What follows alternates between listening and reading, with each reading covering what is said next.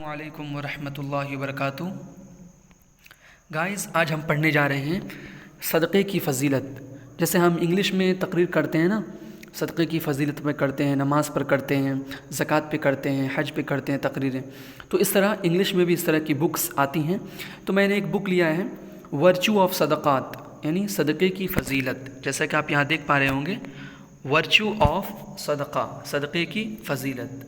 Virtue कहते हैं फ़जीलत को, सदक़ात मतलब सदक़ा। तो वर्चू ऑफ सदक़ात, सदक़े की फ़जीलत। तो इस वर्ड को भी, जो भी अच्छे अच्छे वर्ड्स आ रहे हैं, आप उसे लिखते जाएं, ताकि जब आपको इंग्लिश में कहीं आप तकरीर करें तो आप ये सब वर्ड काम दें। या फिर आप उर्दू में भी तकरीर कर रहे हैं तो उसमें इंग्लिश के वर्ड्स आप बोल सकते हैं, ताकि आपकी इंग्लिश की हैबिट हो जाएगी और इंग्लिश की बहुत सारी वर्ड्स आपको याद हो जाएंगे। तो स्टार्ट करते हैं। वर्चू ऑफ सदक़ा, सदक़े की फ़जीलत। अल्हम्दुलिल्लाहि रब्बिल आलमीन वस्सलातु वस्सलामु अला सय्यिदिल मुरसलीन, अम्मा बाद फ़अऊज़ु बिल्लाहि मिनश शैतानिर रजीम, बिस्मिल्लाहिर रहमानिर रहीम। अस्सलातु वस्सलामु अलैका या रसूलल्लाह व अला आलिका व अस्हाबिका या हबीबल्लाह। अस्सलातु वस्सलामु अलैका या नबियल्लाह व अला आलिका व अस्हाबिका या नूरल्लाह। तो जो भी अच्छे अच्छे वर्ड आते जाएंगे आप उसे ज़रूर लिखेंगे। तो चलिए स्टार्ट करते हैं हम। नवैतु सुन्नतल एतिकाफ़, मैंने एतिकाफ़ की नीयत की। सुन्नत एतिकाफ़ की मैंने नीयत की। ट्रांसलेशन देखेंगे हम। अब इसे इंग्लिश में कैसे हम कहते हैं, तो आप इंग्लिश में क्या कहेंगे? I have made the intention of सुन्नतुल एतिकाफ़, यानी मैंने कर ली, किसकी नीयत की? इंटेंशन ऑफ सुन्नतुल एतिकाफ़, एतिकाफ़, सुन्नत एतिकाफ़ की नीयत की मैंने। आई हैव मेड इंटेंशन, मैंने नीयत कर ली, किस चीज़ की? ऑफ सुन्नतुल एतिकाफ़, सुन्नत एतिकाफ़ की मैंने नीयत कर ली। तो इसका ये तर्जुमा हुआ। आप इसे याद कर लें, याद कर लेंगे तो आपको आसानी होगी और आपके वर्ड्स जो हैं आपको बहुत ज़्यादा याद हो जाएंगे। तो जब भी आप तकरीर करेंगे तो आपकी स्पीच बहुत अच्छी होगी। चलिए आगे स्टार्ट करते हैं। डियर इस्लामिक ब्रदर्स, प्यारे इस्लामी भाइयों, वेन एवर यू इंटर अ मस्जिद, जब कभी आप मस्जिद में दाखिल होते हैं। वेन एवर का मतलब क्या होता है? जब कभी। जब कभी आप मस्जिद में दाखिल हों, अपॉन रिमेंबरिंग, तो ये याद रख लें, मेक द इंटेंशन, क्या कर लें? नियत कर लें। मेक द इंटेंशन मतलब नियत कर लें। तो मेक का मतलब यहाँ पे करने के माने में, किस चीज़ की? ऑफ नफिल, नफिल की नियत कर लें, नफिल एतिकाफ़ की नियत कर लें, है ना। यहाँ पर नफिल एतिकाफ़ की नियत कर लें। बिकॉज, चूँकि, एज़ लॉन्ग एज़, देखिए यहाँ पे as long as long as you stay in the मस्जिद, यानी जब तक आप मस्जिद में रहते हैं, मस्जिद में ठहरते हैं, तो you will keep obtaining reward of नफिल एतिकाफ़, जब तक आप मस्जिद में रहते हैं तो आपको क्या मिलेगा?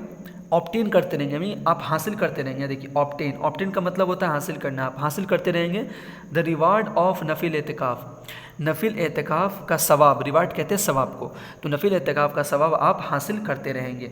You will keep obtaining the reward of नफिल एतिकाफ़, आपको नफिल एतिकाफ़ का सवाब मिलता रहेगा। तो ये हमने देख लिया। अब आगे बढ़ते हैं।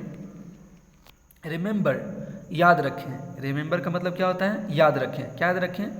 बाई शरिया, यानी शरीयत की जानिब से, it is not allowed, allow नहीं है, किस चीज़ का? टू ईट, खाने का, to drink, to eat drink, to eat यानी खाने का, ड्रिंक पीने का, एंड स्लीप सोने का, इन द मस्जिद, यानी मस्जिद में सोना पीना खाना इसका अलाउ नहीं है।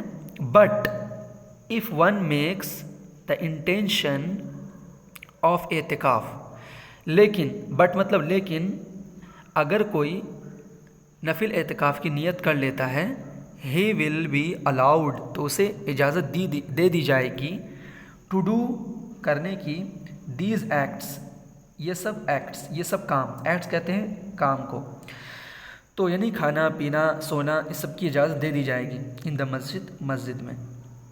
तो अगर किसी ने नियत कर ली एतिकाफ़ की तो वो फिर खा भी सकता है, पी भी सकता है। अब आगे बढ़ते हैं हम लोग। इट इज़ ऑल्सो इम्पॉर्टेंट, और ये भी इम्पॉर्टेंट है, दैट के one should not make the intention of एतिकाफ जस्ट टू ईट, ड्रिंक और स्लीप। और ये भी इम्पॉर्टेंट है क्या कि दैट के one should not make the intention, किसी को भी वन, देखिए वन का माने एक भी होता है लेकिन वन के माने सब पे भी लागू होते हैं, यानी किसी को भी नहीं करना चाहिए, मेक द इंटेंशन, नियत नहीं करनी चाहिए एतकाफ़ की सिर्फ जस्ट टू ईट, सिर्फ खाने की, पीने की और सोने की, यानी सिर्फ खाने पीने सोने के लिए एतकाफ़ की नियत हमें नहीं करनी चाहिए, यानी कुछ जिक्र वगैरह भी हमें कर लेनी चाहिए। अब आगे बढ़ते हैं हम लोग। It should be made to earn reward. It should be, ये होना चाहिए, यानी एतकाफ़ होना चाहिए। Made, it should be made, ये किया जाना चाहिए। क्या किया जाना चाहिए? मतलब खाना पीना जो भी हम कर रहे हैं, ये एतकाफ़ जो कर रहे हैं हम लोग, ये क्यों हमें करना चाहिए, क्या नियत रहनी चाहिए? इट शुड बी मेड, ये हमें करना चाहिए क्यों? टू अर्न रिवार्ड, यानी सवाब कमाने के लिए। इट इज़ स्टेटेड इन रुद्दुल मुख्तार शामी, ये कहाँ कहा गया? रुद्दुल मुख्तार शामी में है। If someone wants to eat, अगर कोई खाना चाहता है, ड्रिंक पीना चाहता है, और स्लीप सोना चाहता है, इन अ मस्जिद, मस्जिद में, he should make the intention, तो उसे क्या करनी चाहिए? नियत करनी चाहिए। देखिए यहाँ इंटेंशन, नियत, इंटेंशन कहते हैं नियत को, तो उसे नियत करनी चाहिए किसकी? ऑफ एतकाफ़, एतकाफ़ की नियत कर लेनी चाहिए। तो he should make the intention, उसे एतकाफ़ की नियत करनी चाहिए। तो क्या करनी चाहिए? मेक सम जिक्र, तो क्या कर ले? कुछ जिक्र कर ले। मेक सम जिक्र, कुछ जिक्र कर ले। एंड देन डू, एंड और करे, व्हाट ही वांट्स, जो वो चाहता है, फिर जो वो चाहता है वो कर सकता है। तो यहाँ तक कुछ क्लियर हो गया आपको? अगर समझ में नहीं आया तो आप कमेंट बॉक्स में ज़रूर लिखें कि सर मुझे ये चीज़ समझ में नहीं आई, तो मैं दोबारा आपको बता दूंगा आपको। तो ये हो गया, हम अब आगे बढ़ते हैं।